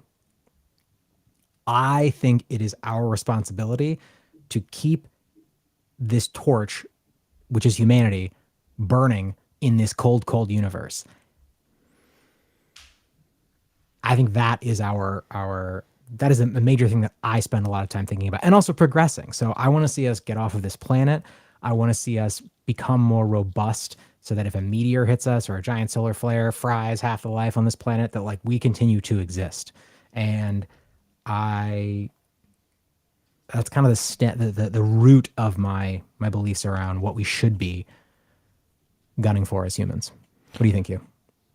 Are you an Elon Musk simp? Fuck no. Absolutely not. But that doesn't mean sounds that, of it. No. Sounds of it. You kind of are you kidding me? His whole shtick. No. He has a very different shtick. He says that publicly, but his whole shtick is, understandably, if you understand the incentives, it's just how can I make as much money as possible. Yeah, certainly. But also like how can I make my company, as big as possible. It's my view. That's a very simplistic answer. But Q, I I mean, want to to hear be your honest- answer. Wait, hold on. I want to hear your answer to this question, and then I want to hear Brandon's, because Brandon, let's be honest, is going to be the most articulate of three of us. You're going to be So- like Teletubbies. So I think the two big, I'll caveat this and say there are two classes to answer this. There's the answer that I think is the general consensus, and there are a few different things. Space travel, space exploration, the longevity of human life, however, is the one that I think is the thing most, a majority of, I'm going to say a word that maybe some Bitcoiners will literally revolt and throw something at me on screen, but like scientists are genuinely working on. And I mean that through the lens of like expanding human lifespan, as well as, combating certain diseases like cancer. So I do think that is something that is being thought and worked on extensively. Personally, however, I could give a flying fuck about any of that. I've accepted on year 50, like we're good. I've made it 30 years longer than I should have made it on this God's green earth. So I'll be good at 50. And I genuinely want to leave this world knowing that it does not matter where you're born, you have access to clean drinking water. It is crazy to me that it is frankly a bullshit lottery where you are born and that determines whether or not you have access to water. I don't give a shit about your access to the internet. I don't give a shit about access to anything else. You literally, as a human being, cannot survive without water. And it blows my mind that about 1/6 of this world just does not have that access. So Wait. wait. Everything that you do is geared towards getting water access. That's got to be a means to an end rather than the end all be all, right? Like we're not done once everybody has access to water, right? No, of course. It's just, I genuinely think that is the biggest problem in the world. I think the fact that there are people born in this world who do not have access to clean water is the largest shortcoming of humanity at this present moment, more than anything else. I don't agree. P, Brandon, you and I and Brandon and Chris and everyone watching this did not do anything to be born in the environments we were born into that gave us access to these things. I don't disagree. I don't think that being true is not a refutation of what you said though. But Brandon, I want to hear your take. What is the most important thing that humans can be working towards? Yeah, I mean, I think that the answer to the question is like I don't think there's a wrong answer. I think that ultimately, like my goal in us, even asking the question is to point out that like nothing we're really talking about is being talked about at a national or international level. We're so busy, discussing the social issues of the day that like we're not even worried about like who's actually driving us forward. I think that if you wanted to, look at this from a Bitcoin lens, you would first off say that like the number one correlation to human thriving is energy consumption, right? And I think that if you look at just looking at what Bitcoin's incentives are and how life formed from a entropic standpoint, you would say that like humans were able to coalesce into like a complex organism because we as organisms are more effective at creating entropy in the world than if we were all just floating particles. And so because of that, I think that, Bitcoin is another way for us to create more entropy in the world. And so, from my perspective, I think that the human kind of condition is built for two things. Number one is to, basically consume more energy. And that means to grow beyond Earth and continue to create more life. And then I think in order to do that, you have to create an incentive to burn more energy, and you have to create a system by which there's cooperation. And I think that that's Bitcoin. And so, in my opinion, like I think Bitcoin is one of the key things that like will help drive humanity forward. And that's why obviously I'm bullish on it and working in the space for so long. But it's also why on a day like Independence Day, I'm thinking about these kind of questions because it's just like what can Bitcoin force us to do and help us achieve that we wouldn't be able to achieve without it.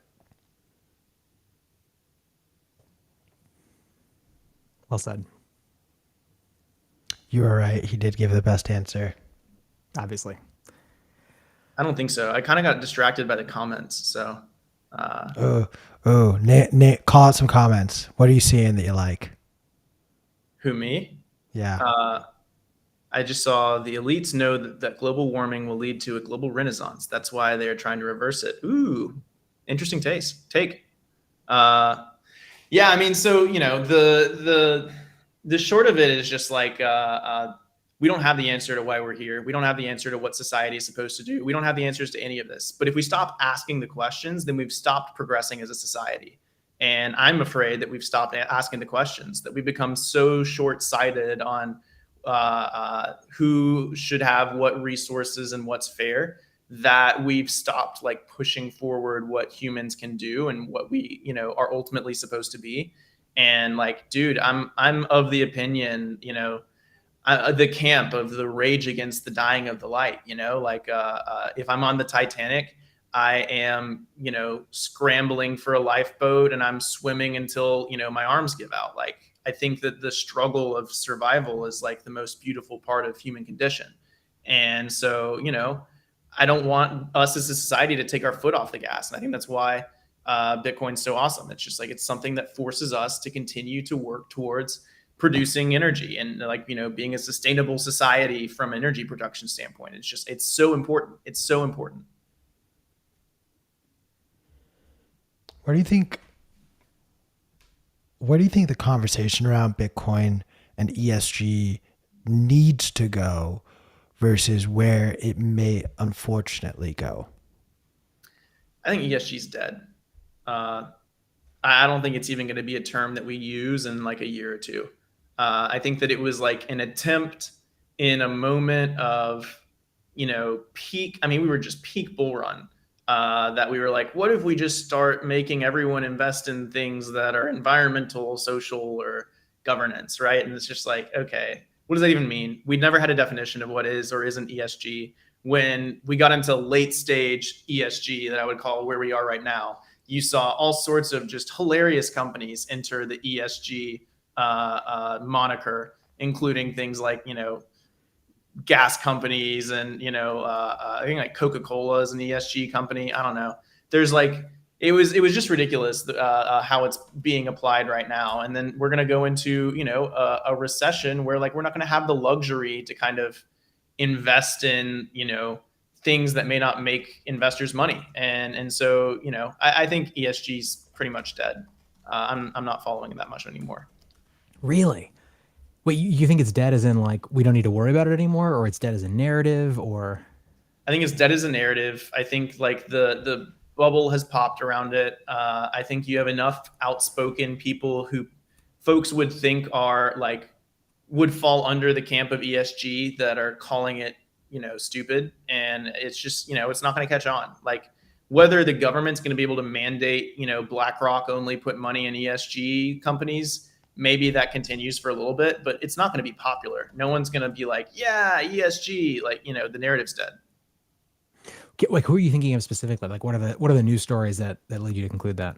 Oh, I mean, the obvious one being Elon and Tesla. Like Tesla has been specifically excluded from ESG because they don't have union labor. And Elon has publicly come out and said, like, we're one of the biggest solar companies in the world. We're one of the biggest electric vehicle companies in the world. Like, who is doing more for the environment than Tesla, regardless of whatever your counter arguments in solar and all that is. And then, like, he got excluded from it. And he said, Elon is like the first person to be like, ESG is stupid. It's like, it's a scam. And he literally said it's a scam. So it's dead, in my opinion. Like, that's too much of a shot across the bow. But you don't think that, I think because he's such a troll, right? Because he's done so much stuff via Twitter and other public, platforms. I don't think people are taking him as seriously as they used to. And so I worry that, I don't know. I feel like it's not dead. I feel like there's a lot of policy work going on that is, continuing to try to at least leverage the ESG narrative as a tool in order to continue to suppress people financially. I think it's just a means to an end for the average person, but I don't know. I feel like it's still an effective heartstring to tug. So I disagree with you, Brandon, and I kind of pseudo agree with you, P. I think this is when you see someone like Elon come out and say like, yo, ESG is fucking bullshit. I've literally scammed it and made billions of dollars off of this bullshit fucking thing you guys have created. The ESG advocates are not going to be like, oh, this guy who literally spends his entire life thinking about energy use and its place in the future of civilization thinks that this is bad. It's, hey, this guy is saying something I don't agree with that doesn't align with my beliefs, so therefore he's a troll. And I think the narratives in that echo chamber of climate change is a real, like, dude, they didn't take off that fucking shot clock in New York City. There's still the timer in New York City where it's like, once we reach this point, like, climate change is irreversible. Wait, Like- hold on. I don't think anybody would claim that. Actually, I'm sure people would. But Elon Musk is not like laser focused on improving the environment. He's laser focused on like improving and growing his bags, which is totally fine. Like that's not a moral judgment on my part. But I think that when you say like people are calling him a troll just because he's saying things that they disagree with, I don't think that's true. I think people are calling him a troll for very good reason. And I mean, as someone who trolls occasionally, often, I respect it. But like, you know, him supporting Dogecoin, I mean, like half the shit he says is just designed to be extremely inflammatory. And I think that's why people call him a troll. I think he has done a remarkable job of buying a company that already existed, Tesla, and building it to a much larger enterprise and then effectively arbitraging the societal narratives around ESG and basically being able to, you know, kind of twist those around to support his own business. He's done a very, very good job of that. I don't doubt that, but again, I think you're thinking of it too highbrow. Like, we read between these lines, but the average person who fucking buys a Tesla here in Los Angeles is not thinking like, oh, Elon Musk is a troll. Where's the energy coming from my electricity? It's, well, I drive an electric car, so like I'm doing my part for the environment. Thank you, Elon Musk, for like creating this opportunity for me. Like, people still look at Elon like that. Like they genuinely do look at him like that, and it just isn't in our echo chamber. And the point I'm trying to make is there is an echo chamber that very much still exists, that very much continues to pound the drum of ESG is very important, that climate change is going to destroy the world. And if we don't do something drastic, like stop drilling for oil and stop using gas, then we're all going to die. And that narrative, while we don't come across it as much anymore, it exists. And I think we're naive to just discredit it and say like, oh no, this doesn't exist anymore. There's still a subset of the population that pounds that drum in the same way that we are a subset of the population that pounds the drum for financial freedom. I bet in 3 years, no one will talk about ESG anymore. Ooh, I love sats. that. I love that. That is a How many stats we putting down? tweet stamp that shit. Or I'm a big fan of a water bet. What? Jesus. A water bet. A loser gets dunked on with water. Oh, okay. I mean, that can be fun too. Yeah. But so my bet, whoever wants to take it, is that on August 1st, 2025, ESG will no longer be talked about as like, you know, it's not going to be an active investing model. It's not going to be any sort of government mandate or anything. It's going to be gone. Flash in the pan. Like, I kind of agree with that, but just because I think it could be fun, let's take this water bet. A loser gets dunked on with water and records it on camera. Filmed and then released on Bitcoin Magazine, YouTube. Yep. All right. I will take the other side. All right. So Q, you have, it's going to happen. People, it will still be a dominant part of the political. No, I just think it will exist still. It will still be an investment. No, that's not what He Brandon said it will not exist. Come on. What does that even mean? That's like saying like fucking, you know, Dude, ESG Nazism is so doesn't new, exist though. anymore. ESG is so new. Like, it wasn't around 5 years. Wait, hold on. Wait.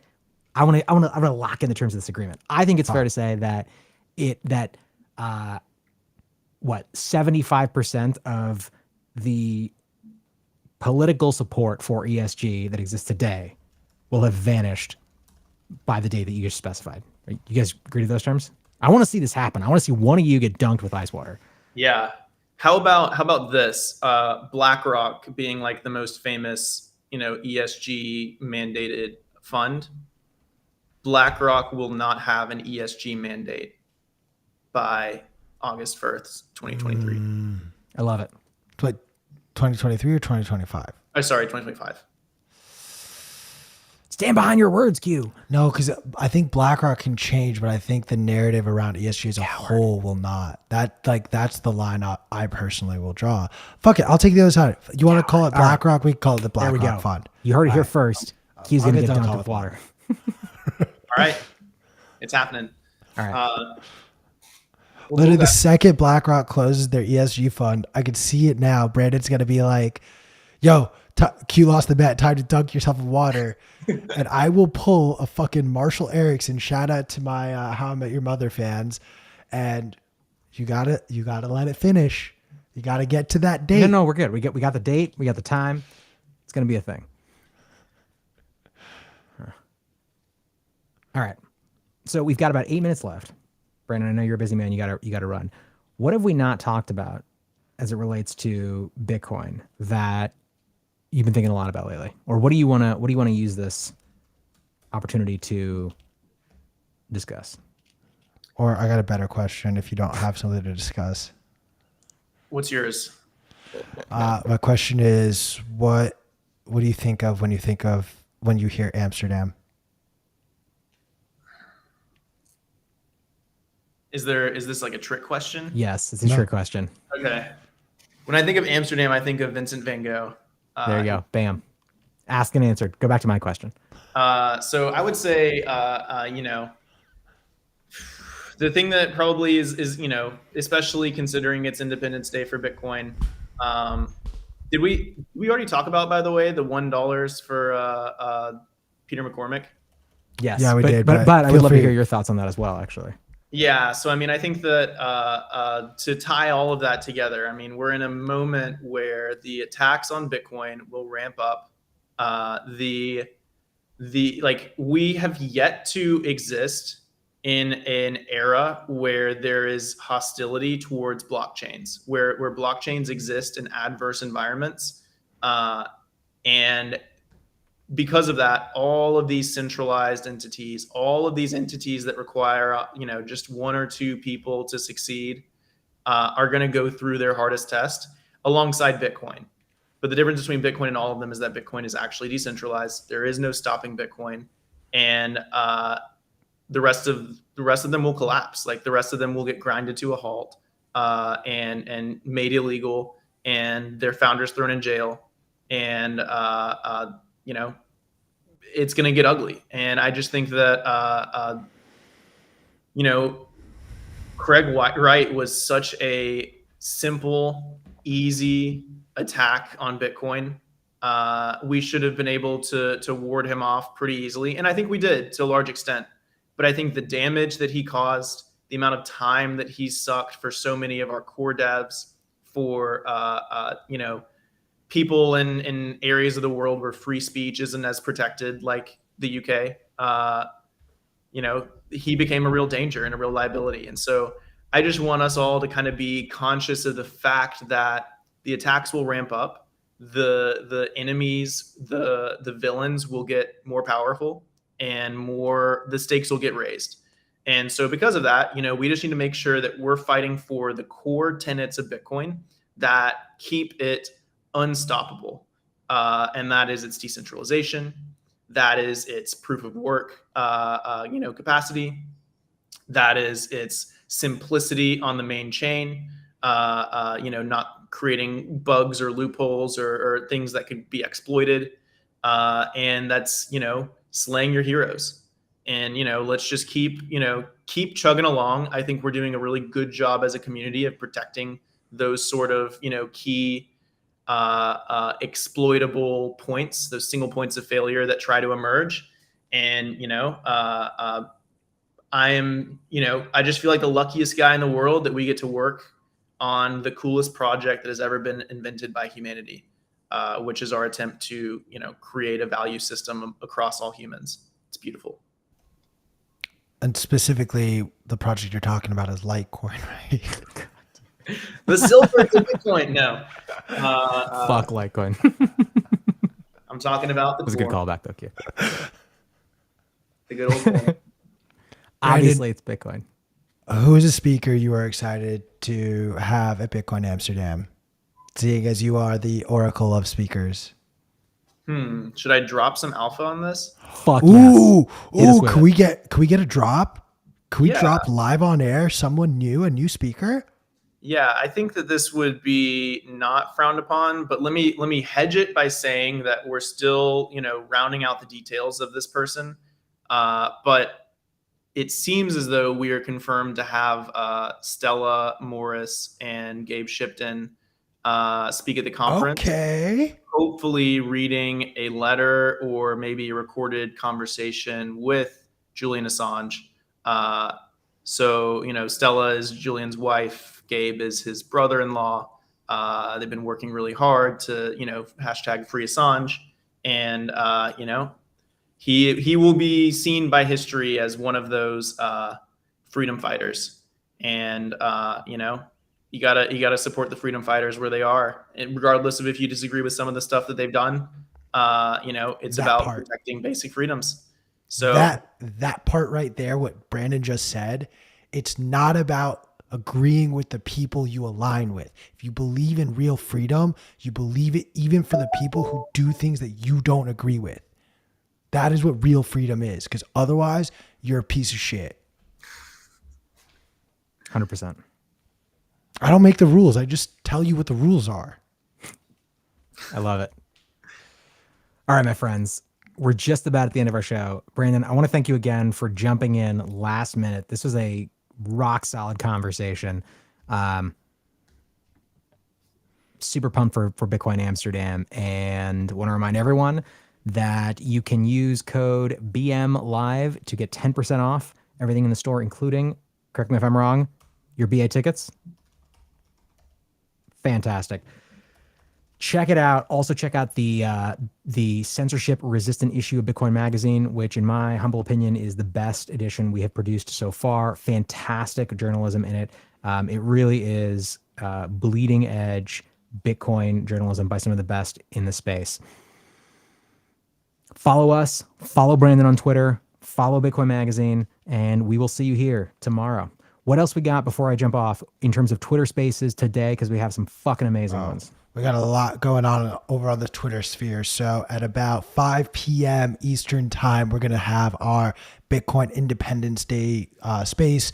We'll have Tomer joining us to talk about his most recent article, as well as just, his experiences during the block size wars. And then we have a Bitwage, Casa, and Edge partnership announcement coming out on Twitter Spaces at 7 p.m. Eastern time, 4 p.m. Pacific. We got a jam-packed Twitter Spaces day for y'all. And then, of course, tomorrow we're going to be joined by none other than Regulatory Jason on the stream, and then Ansel and CK for FedWatch. Thanks so much, everyone. Let's call it a day. Stay humble. Stack sats.